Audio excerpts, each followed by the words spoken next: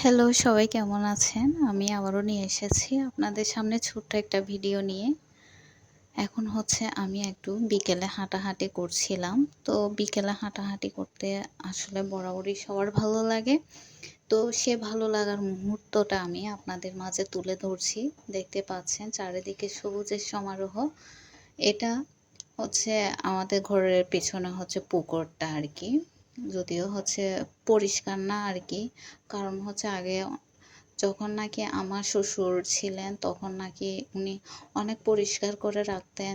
এই পুকুরে হচ্ছে অনেকেই গোসল করত বা ধোয়া করত আরকি। কিন্তু হচ্ছে এখন এত পরিমাণের ময়লা হয়ে গেছে যে এখন হচ্ছে কেউ এটার পরিচর্যা করে না। না মাছ চাষ করা হয়, না কেউ। কারণ হচ্ছে এই পুকুরের অংশ নাকি অনেকের আছে। তো হচ্ছে যেটা কি বলে একজনের সাথে অন্যজনের দ্বন্দ্ব, মন মানসিকতা যখন এক হয় না, তো তখন আসলে কোনো কাজ করাটাই কঠিন হয়ে পড়ে। তো এটার ক্ষেত্রেও সেম এরকমই হয়েছে। একতা না থাকার কারণে এত সুন্দর একটা পুকুরটা এত ময়লা হয়ে আছে। যদি এটা পরিষ্কার করে রাখা হইতো তাহলে কিন্তু পরিবেশটাও কত সুন্দর লাগতো, তাই না? দেখেন এখানে চারদিকে জঙ্গলের মতো ময়লা পানি আবর্জনা কি অবস্থা হয়ে আছে। যখন আমার শ্বশুর ছিলেন তখন এই পুকুরটা হচ্ছে অনেক সুন্দর ছিল। ছোটবেলায় আসলে আমি ছিলাম কারণ আমার মামার বাড়ি আর শ্বশুর বাড়ি যেহেতু একই এলাকাতে, তো সেই সুবাদে হচ্ছে আমি এই পুকুরে ছোটবেলায় স্নানও করেছি। কারণ তখন হচ্ছে পানি পরিষ্কার ছিল। কিন্তু এখন হচ্ছে আমার শ্বশুর তো যেহেতু নাই, এই পুকুরের পরিচর্যা করার মতো মানুষই নাই। আসলে যারা আছে পুকুরের অংশধারী যারা আছে তারা তো একেকজনের একেক কথাবার্তা। না যৌথভাবে একটা যে ভালো কাজ করবে, উদ্যোগ করবে ঐরকম মন মানসিকতা নাই। এই আরকি। তো দেখেন পুকুর পাড়ের অবস্থা কিরকম ভেঙে পড়ে যাচ্ছে।